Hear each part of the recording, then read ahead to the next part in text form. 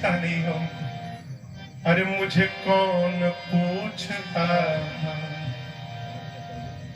तेरी बंदगी से पहले मुझे कौन पूछता, तेरी बंदगी से पहले मुझे कौन पूछता, मुझे कौन पूछता, तेरी बंदगी से पहले मुझे कौन पूछता, तेरी बंदगी से पहले मैं खुद को ढूंढता था, मैं खुद को ढूंढता, तेरी बंदगी से पहले मैं खुद को ढूंढता, तेरी बंदगी से पहले मुझे कौन पूछता।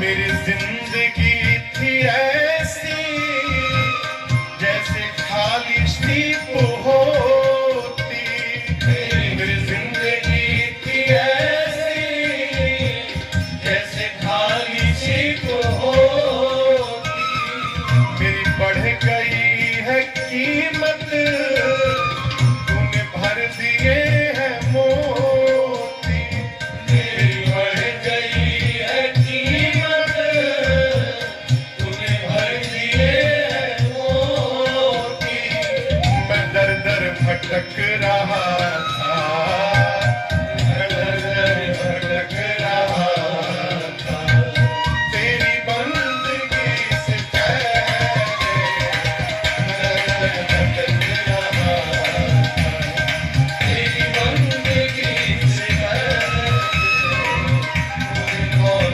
पूछता, तेरी बंदगी से पहले मुझे कौन पूछता।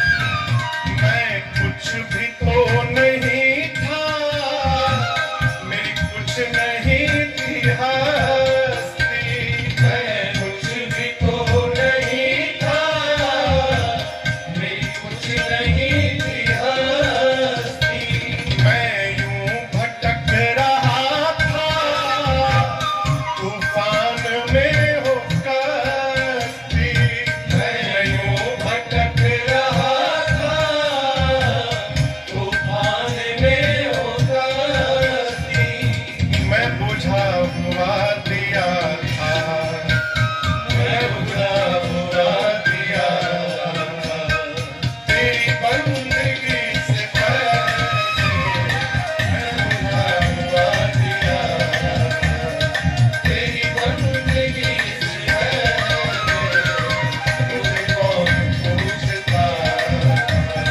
तेरी बंदगी से पहले मुझे कौन पूछता।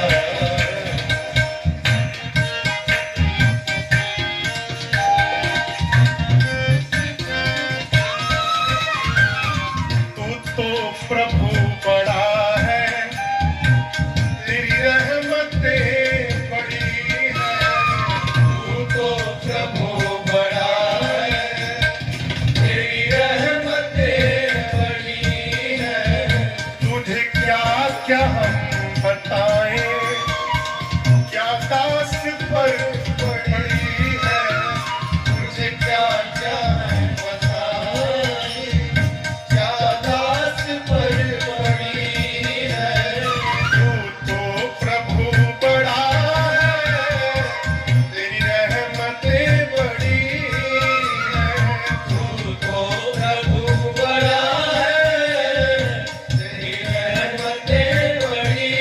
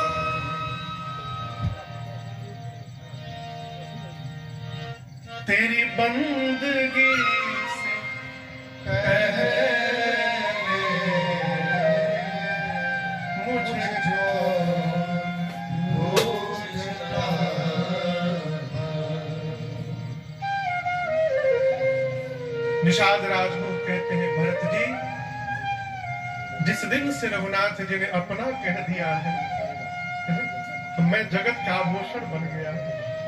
भयं भुवन भूषण राम की आपन जबही। भगवान के बन जाइए, भगवान के बन जाइए, भगवान से कोई संबंध बन जाए।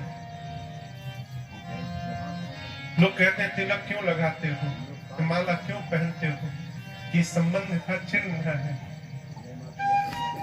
जैसे कोई स्त्री कहे कि हम सिंदूर न लगाएंगे तो क्या हम पति को प्रेम नहीं करते हैं? ऐसा थोड़ी है, हम तो मन से प्रेम करते हैं।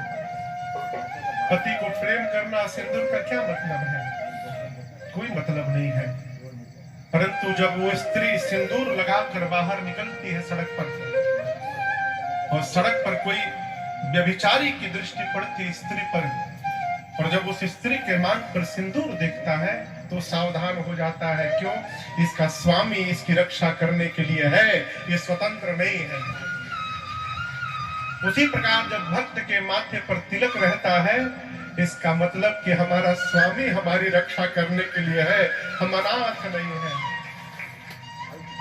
जिस प्रकार सुहागन स्त्री के लिए उसके मांग का सिंदूर और गले का मंगलसूत्र उसका श्रृंगार है, उसी प्रकार भक्त के लिए भगवान का तिलक और गले में भगवान की कंठी उसका श्रृंगार है। ये कंठी ही मंगलसूत्र है भक्तों का। भगवान को बनाइए अपना। पूरे समाज के साथ भरत जी रात भर श्रृंगवेरपुर में रुके रहे। प्रातः काल निषाद राजगुरु ने घाट घाट की नौकाओं को बुलाकर एक ही बार में पूरी प्रजा को गंगा के उस पार पहुंचाया। उस पार जाने के बाद भरत जी सबसे आगे माताओं की पालकी निकाले, उनके साथ शत्रुघ्न भैया को लगा दिया, निषाद राजगुरु को लगा दिया मार्गदर्शन करने के लिए।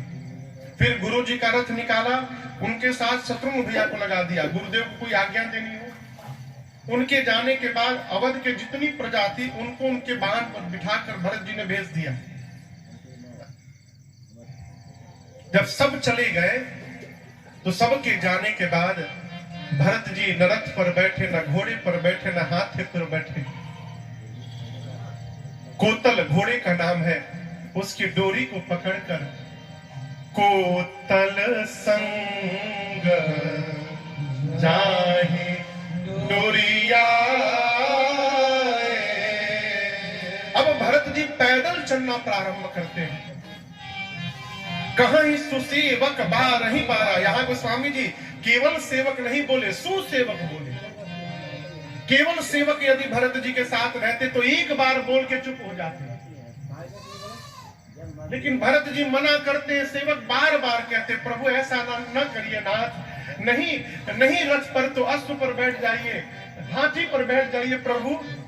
भरत जी बोले, देखो मां के कहने पर अयोध्या से लेकर श्रृंगवेरपुर तक रथ पर बैठकर इसलिए मैं आया कि मेरे प्रभु भी यहां तक रथ पर ही बैठकर आए थे।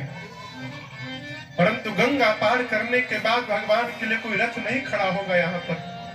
यहां से मेरे प्रभु पैदल पैदल गए हैं। मेरे स्वामी यदि पैदल गए हैं तो मैं भी पैदल चल रहा हूं, और ये मैं ठीक नहीं कर रहा हूं, मैं अपने स्वामी के साथ बराबरी कर रहा हूं। यदि मेरे प्रभु पैदल गए हैं तो मेरे लिए उचित है सिर भरी जा उचित असमोरा, सब ते सेवक धर्म कठोर। भरत जी कहते मेरे लिए योग्य है कि मैं सिर पे चल के जाऊं। मैं अपराध कर रहा हूं, पांव पे चल रहा हूं। भरत जी के सेवक ग्लानि में आ गए। भरत जी कह रहे हैं कि सेवक को स्वामी की बराबरी नहीं करनी चाहिए। राम जी पैदल गए तो भरत जी सिर पे चलने की बात कर रहे हैं। भरत जी के सेवक हम लोग हैं, यदि भरत जी सिर पे चल के जाएंगे तो हम कैसे चलेंगे? इसकी कल्पना करके सेवक ग्लानि में आ गए। पूरा समाज बाहर पर गया है, भरत जी पैदल पैदल गए। दिन के तीसरे पहर में श्रृंगवेरपुर से चलकर कहां पहुंचे? तीर्थराज प्रयाग। और आपको बतावे भरत जी के पांव की दशा, झलका झलकत पायन कैसे, झलका झलकत पायन कैसे, पंकज कोश कोश कण जैसे, पंकज कोश कोश कण जैसे, भरत पया देहि आए आजो, भरत पया देहि आए आजो, भयउ दुखित सकल समाजो, भयउ दुखित सकल समाजो, भयउ दुखित सकल समाजो। मां कौशल्या ने जाकर भरत जी के पांव के छालों को देखा, जैसे ठंड के समय में कमल के पंखुड़ियों पर ओश की बूंदें चमकती हैं, भरत जी के पांव में छाले चमक रहे थे। मां कौशल्या आंचल लेके अपना अब भरत जी के चरणों को सहलाने लगी। मां ने कहा, पुत्र बहुत पीड़ा हो रही है ना? भरत जी बोले, मां पांव के छालों को तो आप देख रही हो, जो छाला मेरे हृदय में निकला है मां, वो मेरे रघुनाथ जी को छोड़कर कोई देख नहीं पाएगा मां। और उस पीड़ा के आगे इस पीड़ा का कोई अर्थ नहीं है। उसी स्थिति में गोस्वामी जी कहते हैं, भरत जी ने पूरी सबकी खबर ली, खबर लीन ही सब लोग ना। अब यहां दर्शन करिए पूज्य गुरुदेव भगवान को। कब सोते हैं कब जगते हैं अभी पता चला। अभी 4 बजे तक जल का एक बूंद भी ग्रहण नहीं किए थे गुरुजी सुबह से। क्यों? नियम पूरा नहीं हुआ, दिन रात दौड़ रहे हैं। अभी मैं 3 दिन पहले किसी से कह रहा था कि गुरुजी अपनी ऊर्जा से नहीं चल रहे हैं, हमारे गुरुदेव भगवान के पास श्री रघुनाथ जी की ऊर्जा आ गई है, उससे चल रहे हैं। ये जीव नहीं कर सकता। भरत जी उसी दशा में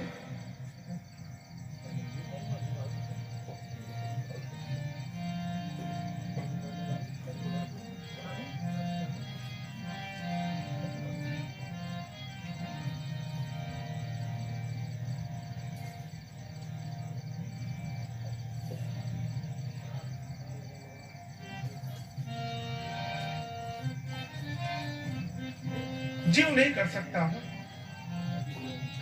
गोस्वामी जी कहते हैं, खबर लीन ही सब लोग नहाए। भरत जी ने उसी दशा में सबकी सूचना ली। सब अवधवासी स्नान कर चुके हैं, अब दर्शन करिए। गुरुदेव भगवान भरत जी के हाथ को पकड़ के ले गए त्रिवेणी जी में और कहे, भरत जी त्रिवेणी जी में डुबकी लगाओ।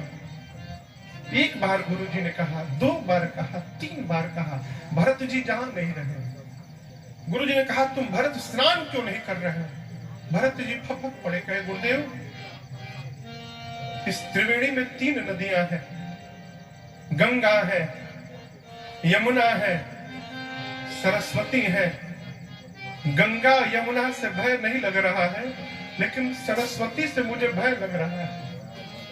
किसी सरस्वती ने मति पलटा तो मेरे घर में विद्रोह हो गया।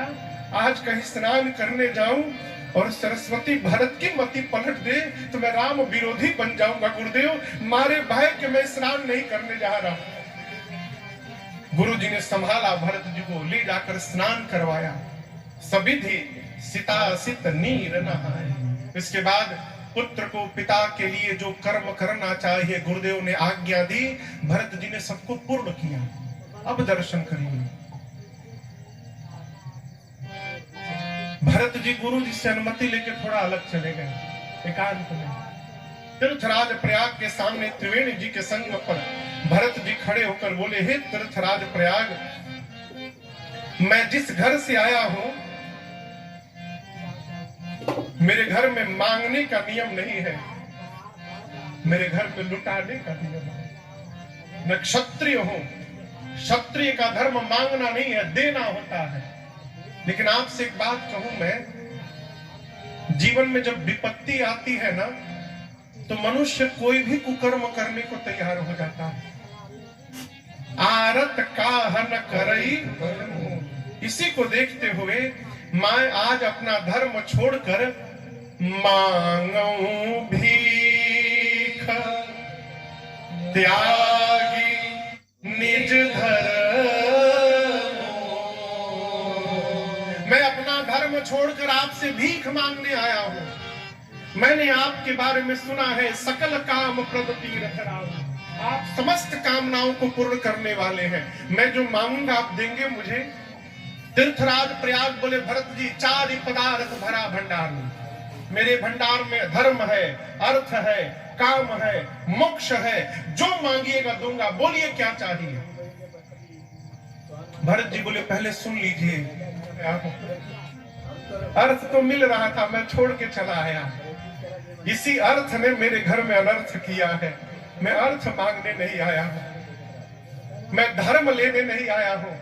भरत के जीवन का एकमात्र धर्म है कि जीवन की आखिरी श्वास तक श्री रघुनाथ जी की आज्ञा का पालन करते रहना है। इसके अलावा मेरे पास दूसरा कोई धर्म नहीं है, कोई कामना नहीं है। क्यों?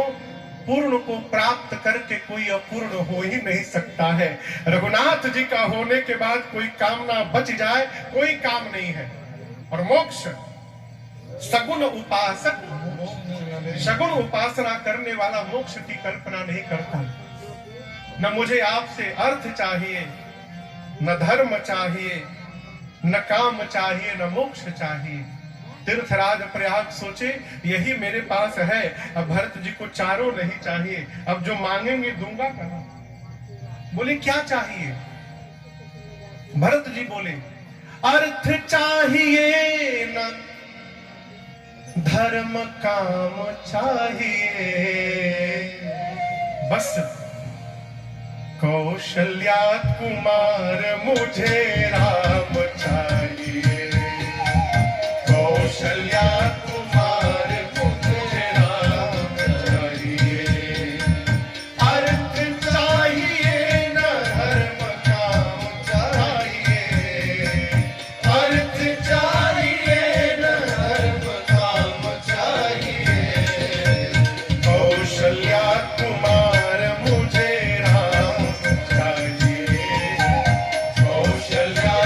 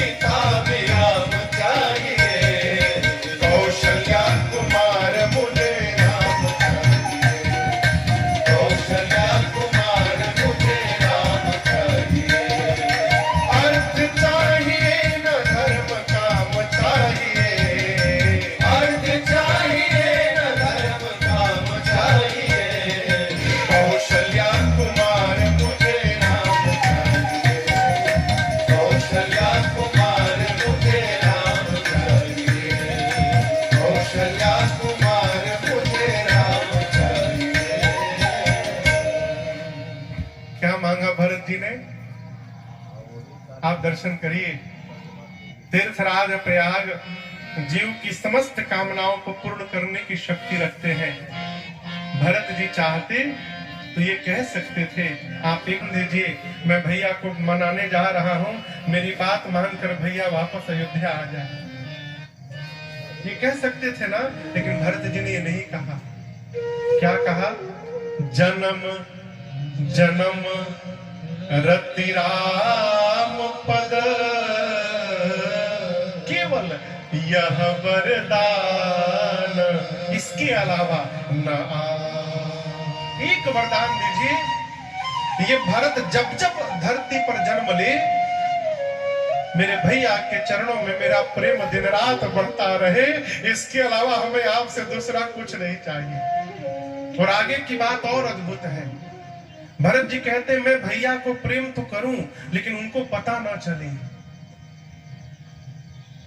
हम बताने में लगे रहते हैं कि आप समझ नहीं पा रहे हैं कि हम आपको कितना प्रेम करते हैं। अब भरत जी छिपाने में लगे हैं। कहते हैं, थे तीर्थराज प्रयाग, वो न जाने कि मैं प्रेम करता हूं। वो क्या जाने? जान ही राम कुटिल करि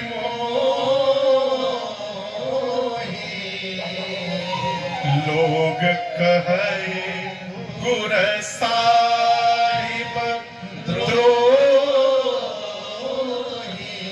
लोग मुझे गुरु और स्वामी का द्रोही समझे, मेरे प्रभु श्री रघुनाथ जी मुझे कुटिल समझे। ये सब सुनने के बाद भी मैं चाहता हूं वही जो हम और आप नित्य गाते हैं, सीताराम चरण रति मोरे, सीताराम चरण रति मोरे, अनुदिन बढ़ाऊं अनुग्रह तोरे, अनुदिन बढ़ाऊं अनुग्रह तोरे। त्रिवेणी जी के मध्य से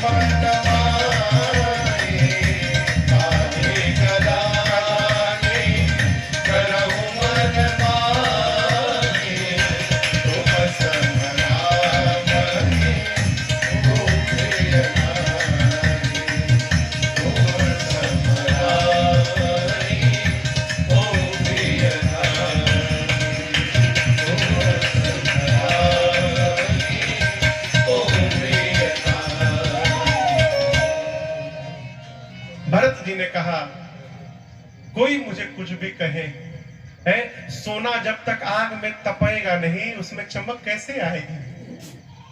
आप ये कहिए, क्या दर्शन करिए। भरत जी कहते हैं, चातक पक्षी स्वाति के बूंद के लिए बादल को देखता है।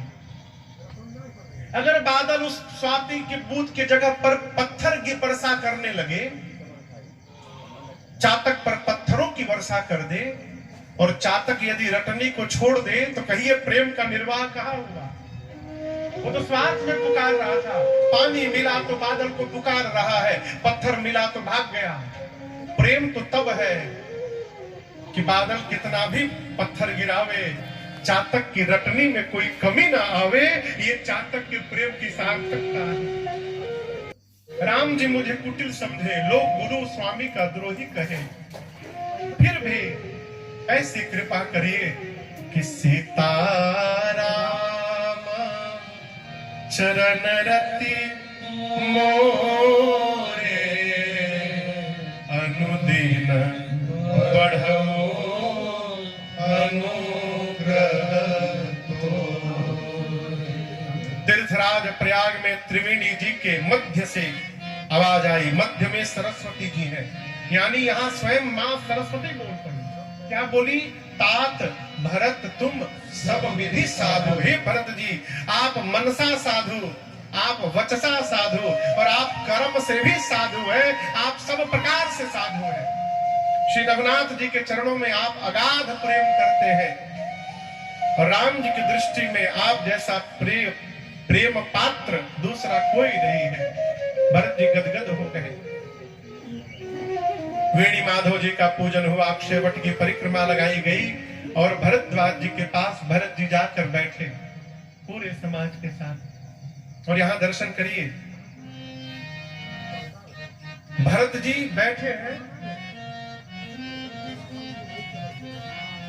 सिर नीचे झुकाकर मन में सोच रहे हैं कि यदि भरद्वाज जी ने पूछ दिया कि भरत जी इन सबको लेकर कहां जा रहे हैं तो क्या बोलूंगा, कैसे बोलूंगा कि इस कैकेयी ने मेरे प्रभु को वन में भेज दिया।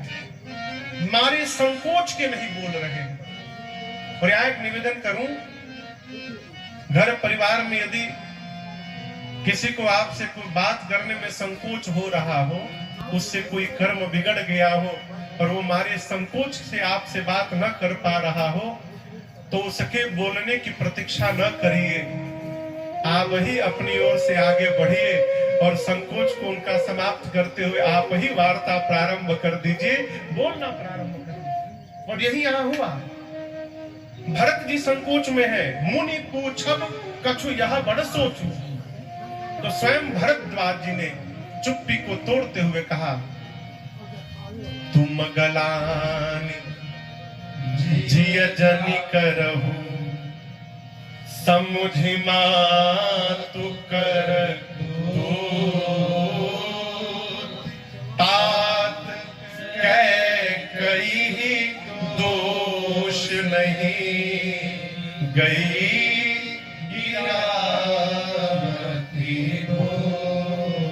भरत जी, आप ग्लानि मत करिए, आपकी मां का कोई अपराध नहीं है। वो तो सरस्वती जी आई, मति पलट के चली गई।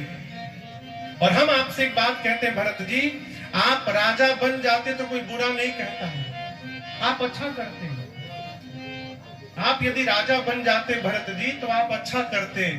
दूसरी बात कहता हूं, आप राजा नहीं बने तो आपने अच्छा नहीं किया, आपने बहुत अच्छा किया भरत जी, है? आपने बहुत। अब अति कीन्हे भरत भल तुम ही उचित मत रे। देखिए, विवेकी पुरुष को जीवन में उसी पद का आश्रय करना चाहिए जिस पद पर बैठने के बाद दुनिया की कोई ताकत उतार न सके। आप विधायक बन जाइए, कब तक रहिएगा विधायक? 5 साल, 10 साल, 15 साल, 20 साल, 25 साल, अरे 35 साल उतरना तो पड़ेगा ना। और जिस दिन उतर गए, जिस दिन पद से उतर गए, उसी दिन भूत पकड़ लेगा। जहां भी जाइएगा आपका नाम बाद में बोला जाएगा, भूतपूर्व विधायक जी फलाना नाम। इतना छोड़िए, मरने के बाद भी ये भूत छोड़ेगा नहीं। आपका फोटो टंगाया, उसके नीचे लिखा रहेगा भूतपूर्व। ऐसा काम ही क्यों किया जाए कि भूत पकड़ ले? है? भगवान के भक्त भूतपूर्व नहीं होते हैं, भगवान के भक्त अभूतपूर्व होते हैं, अद्भुत होते हैं। केवल और केवल एक पद है, मेरे श्री रघुनाथ जी का पद है। इस पद पर जो बैठ जाता है वो कभी उतरता नहीं है, वो सदैव ऊपर उठता जाता है। भरद्वाज जी ने भरत जी की खूब प्रशंसा की। कहे, भरत जी, मेरी दृष्टि में आप राम प्रेम की मूर्ति है? धरे देह जनु राम सनेहु। पूरे समाज के साथ भरत भैया तीर्थराज प्रयाग में रात्रि विश्राम की। प्रातः काल भरद्वाज से विदा लेके भरत भैया चले। देखिए, कुछ प्रसंगों को भी यहां से हम संक्षेप करके चलेंगे, क्योंकि इसमें फंसे रहेंगे तो भरत मिलाप भी नहीं हो पाएगा। कली तक कथा भी है, राज्याभिषेक भी कराना है। तो आज प्रयास करते हैं कि कम से कम भरत भैया का चरित्र हम लोग अयोध्या कांड श्रवण कर ले। 2027 में जब हम आएंगे भगवत कृपा से, गुरु कृपा से। तो उस समय प्रयास करेंगे कि 4 दिन में श्री सीताराम विवाह महोत्सव संपन्न हो जाए, तो फिर बाकी के 5 दिनों में हम लोग विधिवत आगे के प्रसंगों को गाएंगे, श्रवण करेंगे। भरत जी सबको लेकर चले तीर्थराज प्रयाग से। भरत जी राम राम कहते हैं तो रास्ते के पत्थर पिघलना प्रारंभ कर देते हैं। ये दृश्य देखकर द्रवही बचन सुनी कुली शपथ, ये दृश्य देखकर देवताओं के राजा इंद्र डर गए। क्यों डर गए?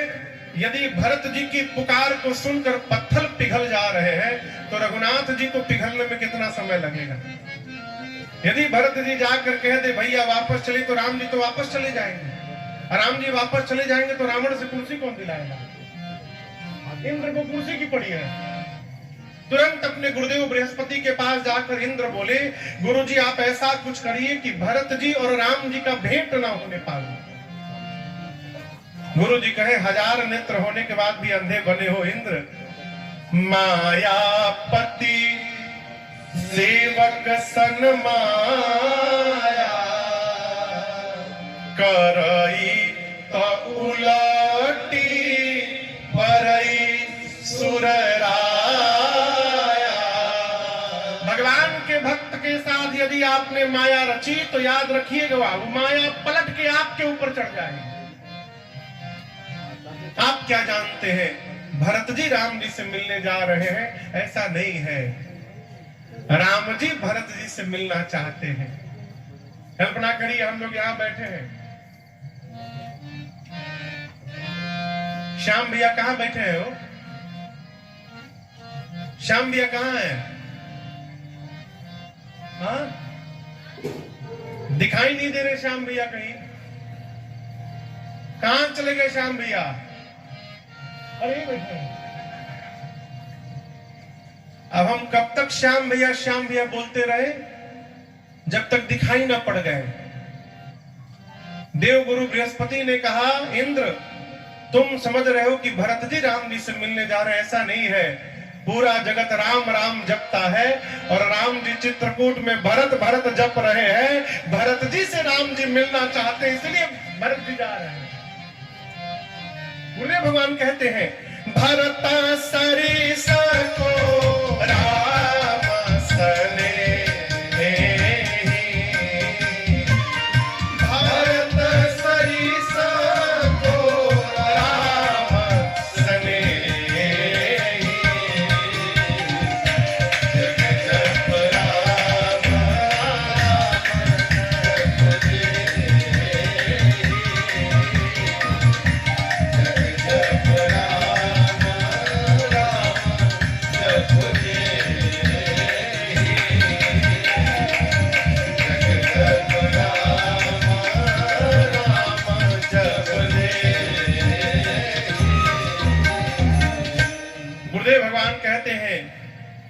राम जी सदैव अपने सेवकों की मन की रक्षा करते हैं। राम सदा सेवक रुचि राखी है। मेरी मानिए यदि अपना कल्याण चाहते हैं देवराज इंद्र तो भरत जी के चरणों में प्रणाम करिए। भरत जी भक्त शिरोमणि है, भगत शिरोमणि भरत ते जनि डर पहु सुरभा। आप प्रणाम करिए। देवराज इंद्र ने ऊपर से ही भरत भैया के चरणों में दंडवत किया है। भरत जी पूरे समाज को लेकर मंदाकिनी जी के किनारे पहुंचे चित्रकूट में। रास्ते में आपको बताऊं जिस गांव के निकट से राम लक्ष्मण जी गए हैं उसी गांव के निकट से भरत जी भी जा रहे हैं। बच्चे बाहर खेल रहे थे, बच्चे सांवला गोरा देखे, बच्चों को लगा कि उस दिन वाले दोनों फिर आ गए। बच्चे जाकर अपने अपने माता पिता से बोले अरे वो दोनों फिर आ गए हैं। पूरा का पूरा गांव बाहर आके खड़ा होके और देख रहा है समाज को। एक व्यक्ति ने कहा वही है का, लग तो वैसे ही रहे, सांवले गोरे हैं। एक ने कहा नहीं नहीं वो नहीं है ये। क्यों?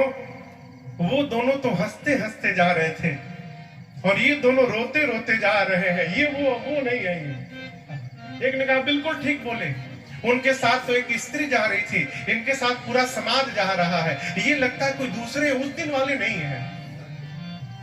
उसमें एक विवेकी थे, उन्होंने कहा मैं बताऊं, मुझे तो लगता है कि पहले जो दोनों गए थे ना, ये दोनों उनके भाई हैं। लगता है पहले वाले घर से रूठ के आ गए हैं, तो ये दोनों अपने भैया को मनाने के लिए जा रहे हैं, वही जा रहे होंगे। तब एक ने कहा यदि ये वही जा रहे हैं तो क्यों ना हम लोग भी इन्हीं के साथ लग जाते हैं? उनसे तो बहुत कहे कि हमको भी साथ में रख लीजिए, लेकिन साथ में नहीं ले गए, छोड़ के चले गए। यदि इनके साथ लग जाएंगे आज, तो हम लोग उनके पास पहुंच जाएंगे और फिर से दर्शन प्राप्त हो जाएगा। रास्ते में जो भी वनवासी मिलते गए, भरत जी किसी को मना नहीं किए। यही साधु का पहला व्यवहार है, साधु का यही काम है। साधु समाज में घूमता है, और जो जीव भगवत शरणागति प्राप्त करना चाहता है, उसको अपने जमात में जोड़ करके अब भगवान के चरणों तक पहुंचा देता है। यही साधु का व्यवहार जो भरत जी ने किया। भरत जी सबको लेते गए, लेके पहुंचे मंदाकिनी जी के तट पर। और यहाँ देखिए पूज्यपाद गोस्वामी तुलसीदास जी भी मानसिक रूप से भरत जी के ही साथ है। कहते हैं उहाँ राम रजनी अवशेषा जागे सिया सपन अस देखा। कहाँ राम? उहाँ राम। उहाँ मतलब वहां पर। आप वहां पर की बात कब करेंगे? जब आप यहां पर हैं। जय हो भैया, भैया स्वागतम स्वागतम। पूज्य गुरु प्रसाद भैया जी आगमन हुआ है, आइए भैया लेकर आइए। तो भैया जैसे साधु की शरण में रहना पड़ेगा, तभी राम जी के पास पहुंच पाएंगे। इसलिए भरत जी भी मानसिक रूप से गोस्वामी तुलसीदास जी भरत भैया के पास है। कहते वहां राम जी जगी। सीता मैया ने कहा प्रभु मैंने स्वप्न देखा है, भरत जी पूरे समाज के साथ आए हैं। स्वरूप छोड़कर के मुनियों का आदर सत्कार करके राम जी बैठे थे, तब तक अचानक सन्मान सुर मुनि पंक्ति बैठे ऊपर ऋषि देखत भय नभ घोर खगन खगोर भागे निकल प्रभु आश्रम गए तुलसी मुझे अवलोकितार साहस सदचित सब समाचार की रात खोल की आई तेरी अवसर कहे आई तेरी अवसर कहे आई तेरी अवसर कहे। भगवान मुनियों का आदर सत्कार करके बैठे थे, तब तक अचानक उत्तर दिशा की आकाश में पूरा का पूरा धूल भर गया। पक्षी चहचहा कर भागने लगे। भगवान आश्चर्यचकित हो गए, दौड़कर आश्रम में गए। तब तक कोल भीलों ने आकर कहा प्रभु आपके जैसे कोई आपके भाई है क्या? राम जी बोले हाँ भरत नाम है उनका। कोल भीलों ने कहा प्रभु भरत जी आ गए। जैसे रघुनाथ जी सुने, सुनत सुमंगल मन प्रमोद तन पुलक शरद सरोरुहन तुलसी भरे स्नेह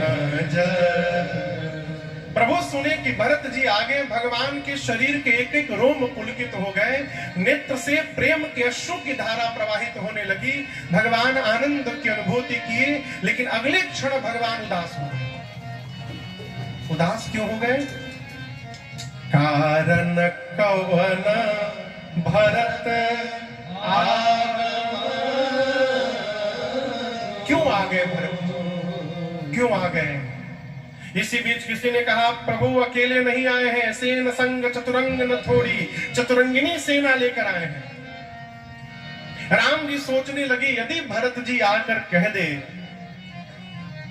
कि भैया हो गया बस अब वापस चलिए, तो आज तक मैंने अपने भाई को जीवन में कभी ना नहीं कहा है। आज मैं उनका प्रेम बचाऊंगा कि पिताजी का वचन बचाऊंगा, मैं करूंगा क्या? इत पितु बच्चा उत बंधु सकोच।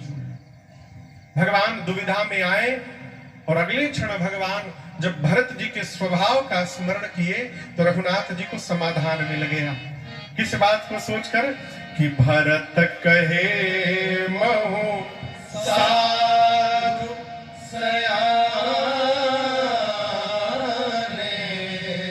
श्री रघुनाथ जी कहते हैं भरत जी साधु हैं, अब मेरे कहने में रहते हैं। ये भरत जी का चरित्र है। भरत जी जीवन में उतना ही करते हैं जितना उनके भैया श्री रघुनाथ जी कहते हैं। आपके घर में, आपके परिवार में यदि कोई आपके मन से जी रहा है तो आप अपने को धरती का सौभाग्यशाली जीव समझिएगा, सहज व्यवहार न समझिएगा। और यदि हमारे श्रेष्ठ को हमारे प्रति ये विश्वास हो गया कि हम यदि कुछ कह देंगे तो ये ना नहीं कहेंगे, समझिए आपने अपने मानव जीवन का कर्म पूर्ण कर लिया। ये उपलब्धि है। लक्ष्मण जी यहां धनुष बाण खींच लिए, मार दूंगा भरत जी को। सेना लेकर भैया से युद्ध करने चले आए, ये कर दूंगा वो कर दूंगा। एक गर्जना भाई लक्ष्मण भैया की। अयोध्या की सत्ता प्राप्त करके मद हो गया है।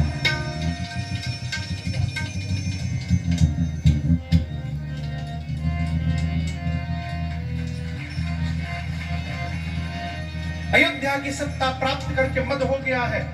गरजे लक्ष्मण जी, आकाशवाणी हुई, जय हो जय हो जय हो, बोलिए लखनलाल सरकार की जय।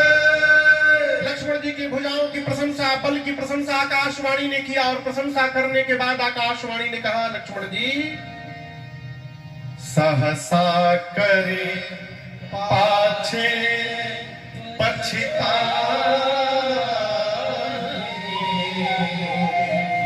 कहीं वेद बुध ते